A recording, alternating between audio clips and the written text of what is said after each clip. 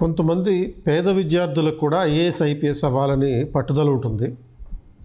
కానీ కోచింగ్ తీసుకోవడానికి ఆర్థిక కారణాల వల్ల కోచింగ్ తీసుకోలేకపోతున్నాం.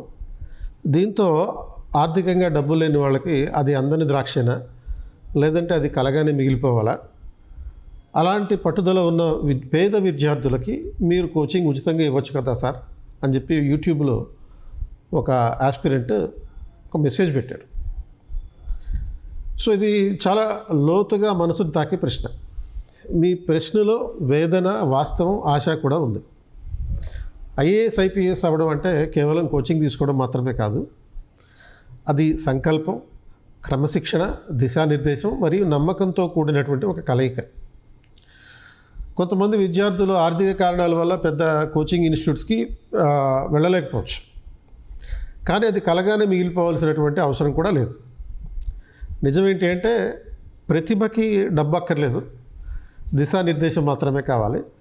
కోచింగ్ లేకుండా ఐఏఎస్ అయిన వాళ్ళు కూడా చాలామంది ఉన్నారు. సో మరి ఎలా అవ్వాలి? ఈ విషయం గురించి తెలుసుకునే ముందు ఒక announcement.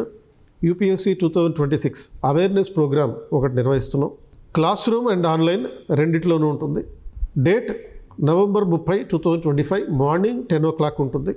Venue KPIS beside Sanjay theatre, RTC cross road, Hyderabad. ఇది ఆన్లైన్లో కూడా అందజేస్తున్నాం. ఈ ప్రోగ్రామ్ అటెండ్ అవ్వడానికి ఇంట్రెస్ట్ ఉన్న వాళ్ళు డిస్క్రిప్షన్లో లింక్ ఉంది, క్లిక్ చేసి రిజిస్టర్ చేసుకోవచ్చు. మరి కోచింగ్ లేకుండా ఐఏఎస్ అయిన వాళ్ళ ఆయుధాలు ఏంటి? తెలుగు అకాడమీ పుస్తకాలు, యూట్యూబ్ క్లాసులు, ఆన్లైన్ టెస్ట్ సిరీస్, అలాగే స్వయం సంఘర్షణ సామర్థ్యం. ఈ 4 ఉంటే మీకు ఐఏఎస్ అవ్వడానికి కావాల్సినటువంటి స్కిల్స్, వెపన్స్ ఉన్నట్టే లెక్క. అలాగే ప్రభుత్వ స్కాలర్షిప్లు ఉంటాయి, ఎన్జిఓలు ఇచ్చేటటువంటి కొన్ని ఫైనాన్షియల్ సపోర్టింగ్ యాక్టివిటీస్ ఉంటాయి. తర్వాత కోచింగ్ ఫెలోషిప్లు ఉంటాయి. ఉదాహరణకి జై భీమ్ మిషన్ అని, అనీతి ఫౌండేషన్ అని, తర్వాత రాష్ట్ర ప్రభుత్వ స్కీములు కూడా ఉన్నాయి. గతంలో ఆంధ్రప్రదేశ్లో ఎన్టీఆర్ విద్యోన్నతి లాంటి స్కీమ్స్ కూడా ఉన్నాయి. అలాగే గవర్నమెంట్ కోచింగ్ ఇన్స్టిట్యూట్స్ కూడా ఉన్నాయి. ఏపీ స్టడీ సర్కిల్ అని, బీసీ స్టడీ సర్కిల్ అని, ఎస్సీ స్టడీ సర్కిల్ అని, ఎస్టీ స్టడీ సర్కిల్ అని, తెలంగాణ స్టడీ సర్కిల్ అని, ఇట్లా స్టేట్ గవర్నమెంట్ స్టడీ సర్కిల్స్ కూడా ఉన్నాయి. సో మన ఉదాహరణకి 21st సెంచరీ ఐఏఎస్ అకాడమీ ఉంది. మెరిట్ ఆధారంగా ఉచిత స్కాలర్షిప్ టెస్టులు నిర్వహిస్తున్నాం. వీటిలో ర్యాంక్ సాధిస్తే ఉచితంగా కానీ లేకపోతే తక్కువ ఫీజుతో కానీ మీరు కోచింగ్ పొందొచ్చు. అంటే మీకు వచ్చినటువంటి ర్యాంక్ని బట్టి, మీకు ఉండేటటువంటి ఇంట్రెస్ట్ని బట్టి. అండ్ గుర్తుపెట్టుకోవాల్సిన విషయం ఏంటంటే పేదరికం అడ్డంకి కాదు, దిశా లోపానికి మాత్రమే అడ్డంకి. చదువుకి ఆర్థిక సహాయం అందజేస్తే దానికి మార్గాలు ఉన్నాయి. ఇందాక చెప్పినట్టుగా అనేక రకాల మార్గాలు ఉన్నాయి. కానీ మీరు సంకల్పంతో ఉండాలి, నిరంతరాయంగా కృషి చేయాలి. తాత్కాలిక ప్రయోజనాలకు మాత్రమే మీరు కోచింగ్ ఉచితంగా తీసుకోవాలనేటటువంటి ఆశలు పెట్టుకోకూడదు. ప్రతిరోజు క్రమశిక్షణగా చదవాలి. పబ్లిక్ లైబ్రరీలు ఉపయోగించుకోండి. ఉచిత ఆన్లైన్ వనరులు ఉంటాయి, వాటిని ఉపయోగించుకోండి. మెంటర్లు లేకపోతే గైడ్తో సంప్రదించండి. మీకు సపోర్ట్ ఇవ్వడానికి మేము ఎప్పుడు సిద్ధంగా ఉన్నాం. మీ వద్ద డబ్బులు లేకపోయినా మీలోని తపన మరియు సమర్పణ, డెడికేషన్ మీకు ఐఏఎస్ బ్యాడ్జ్ తెచ్చిపెట్టగలం. మీ మాటల్లో ఉన్న ఆవేదన నిజమే. ఐఏఎస్ అవ్వాలనే తపన ఉంది, కానీ కోచింగ్ ఫీజు మాత్రం అడ్డంకిగా మారింది. కానీ ఈ ప్రశ్న వెనుక ఉన్నటువంటి న్యాయమైన కోరిక కూడా ఉంది. అలాంటి పట్టుదల ఉన్న విద్యార్థుల కోసం మీరు ఉచితంగా కోచింగ్ ఇవ్వచ్చు కదా అని ప్రశ్నించాం. ఇప్పటికే చాలామంది అభ్యర్థులకి ఉచితంగా కోచింగ్ ఇస్తున్నాం. మీరు కూడా ఈ కోచింగ్ కోసం రావచ్చు. మరి ఈ ఉచిత కోచింగ్కి ఏ విధంగా సెలెక్ట్ చేస్తాం అంటే ముందుగా ఒక స్కాలర్షిప్ టెస్ట్ నిర్వహించడం జరుగుతుంది. సో ఈ స్కాలర్షిప్ టెస్ట్ నిర్వహించడం తర్వాత ఈ స్కాలర్షిప్ టెస్ట్లో general awareness, current affairs, logical reasoning, తర్వాత రైటింగ్ స్కిల్స్, ఇటువంటి అంశాలని పరీక్షిస్తాం. సో ఈ పరీక్ష ద్వారా విద్యార్థి యొక్క మెరిట్ని అంచనా వేయడం జరుగుతుంది. ఆ తర్వాత నాతో పర్సనల్ ఇంటర్వ్యూ ఉంటుంది. పరీక్షలో ఉత్తీర్ణులైన వాళ్ళకి ఇంటర్వ్యూ నిర్వహిస్తాం. ఇందులో ప్రధానంగా విద్యార్థి యొక్క మోటివేషన్ లెవెల్ ఎలా ఉంది, డిసిప్లిన్ ఎలా ఉంది. అంటే నువ్వు ఫ్రీగా కోచింగ్కి వస్తావు, సరే, మరి ప్రతిరోజు నువ్వు క్లాస్కి వస్తావా? గతంలో కూడా చాలామంది ఫ్రీగా కోచింగ్ వచ్చి క్రమశిక్షణ లేకుండా ప్రతిరోజు క్లాస్కి రాకుండా దాన్ని దుర్వినియోగం చేశారు.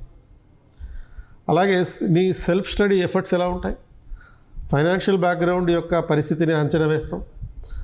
నిజంగా పేదరికంలో ఉన్నటువంటి వ్యక్తివా లేకపోతే కాదా అనే విషయాలు తెలుసుకోవాల్సినటువంటి అవసరం కూడా ఉంది మరి. అండ్ విజన్ అండ్ సోషల్ కన్సర్న్ని పరిశీలిస్తాం.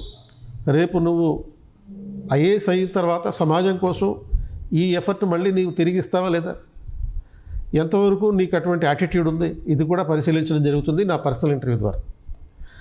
అంతేకాకుండా ఒక డాక్యుమెంట్ వెరిఫికేషన్ కూడా ఉంటుంది. మీరు చెప్పిన వివరాలు నిజమైనవా కావా అని తెలుసుకోవాల్సిన అవసరం ఉంది. మీ ఇన్కమ్ సర్టిఫికెట్ పరిశీలిస్తాం. అలాగే మినిమం 80% మీరు గ్రాడ్యుయేషన్లో ఉందా లేదో చూస్తాం. గ్రాడ్యుయేషన్లో మీకు కనీసం ఒక 80% మార్కులు ఉంటేనే మీరు మెరిట్ ఉన్నటువంటి, చదవడానికి ఆసక్తి ఉన్నటువంటి వ్యక్తిగా పరిగణించడం జరుగుతుంది. అది ఫండమెంటల్ క్రైటీరియా. అది అయిపోయిన తర్వాతనే మీకు టెస్ట్ పెట్టడం జరుగుతుంది. అండ్ మీ నివాస పత్రాలు చూస్తాం, ఎక్కడి నుంచి వచ్చారనేటువంటిది. అలాగే మీరు ఇప్పటిదాకా మీ సెల్ఫ్ ప్రాక్టీస్ ఏవైనా చేసుంటే దానికి సంబంధించినటువంటి ప్రాక్టీస్ పేపర్లు చూస్తాం, మీ స్వయం కృషిని పరిశీలించడానికి. సో ఫైనల్ సెలెక్షన్ ఎలా ఉంటుంది అంటే ఈ పత్రాల పరిశీలన, అంటే సర్టిఫికెట్ల పరిశీలన, ఆ తర్వాత రిటన్ టెస్ట్, ఆ తర్వాత ఇంటర్వ్యూ, వ్యక్తిగతంగా నాతో పర్సనల్ ఇంటర్వ్యూ. సో నిజంగా మీకు కష్టపడేటటువంటి పట్టుదల ఉన్న ఆర్థికంగా వెనకబడిన విద్యార్థులని ఎంపిక చేయడం జరుగుతుంది. కొంతమందికి 100% ఫ్రీ కోచింగ్ ఇస్తాం, మరి కొంతమందికి పాక్షికంగా ఫీజు మాఫీ చేయడం జరుగుతుంది. అండ్ నిరంతరం మీ ప్రోగ్రెస్ రివ్యూ చేయడం కూడా జరుగుతుంది. అంటే ఎంపికైన విద్యార్థుల స్టడీ ప్రోగ్రెస్ ఎలా ఉంది పర్యవేక్షించబడుతుంది. ఎందుకంటే మా కోచింగ్లో భాగంగా ఎవ్రీ వీక్ టెస్ట్ పెడతాం. సో ఆ టెస్ట్ మీరు కూడా రాస్తారు. మీ టెస్టుల్లో కనీసం వరుసగా 4 వారాల పాటు అబ్జర్వ్ చేసి యావరేజ్న మీకు ఎంత స్కోర్ వస్తుందో అనేది పరిశీలిస్తాం. పరిశీలించిన మీదట అప్పుడు మీరు ఆ టెస్టుల్లో కన్సిస్టెంట్గా బాగా పర్ఫామ్ చేస్తేనే మీకు కోచింగ్ కంటిన్యూ అవుతుంది, లేకపోతే డిస్కంటిన్యూ అవుతుంది. క్రమశిక్షణగా చదివే వారికి సపోర్ట్ కొనసాగుతుంది. మీకు సర్వీస్ వచ్చేంత వరకు మా సపోర్ట్ మీకు ఎప్పుడూ ఉంటుంది. ఐఏఎస్ లేకపోతే ఐపీఎస్ అవ్వడం అనేది ధనవంతులకు ఉండేటటువంటి ప్రత్యేకమైన హక్కు కాదు. అది అవ్వాలనేటటువంటి తపన ప్రతి భారతీయుడికి ఉన్నటువంటి మౌలిక హక్కు, ప్రాథమిక హక్కు. అది కేవలం డబ్బుతోటి ఆ హక్కు ఉల్లంఘించబడదు. డబ్బు లేకపోతే కలగానే మిగిలిపోవాలా అనే ప్రశ్నకి సమాధానం కాదు సార్, అది కల కాదు, దానిని నిద్రలేపి ప్రయత్నంతో నిజం చేయాలి. కాబట్టి దీన్ని గుర్తుపెట్టుకొని మీరు అప్లై చేయండి, ఇన్స్టిట్యూట్కి రండి, అప్లికేషన్ తీసుకోండి, అప్లై చేయండి, మీ సర్టిఫికేట్ వెరిఫికేషన్ చేయించుకోండి, ఒక టెస్ట్ రాయండి, తర్వాత ఇంటర్వ్యూ అటెండ్ అవ్వండి. ఇంటర్వ్యూ అంటే సబ్జెక్ట్ ఇంటర్వ్యూ కాదు, మీకు నిజంగా ఆ కమిట్మెంట్ ఉందా లేదా తెలుసుకోవడం కోసం నేను మీతో మాట్లాడతాను.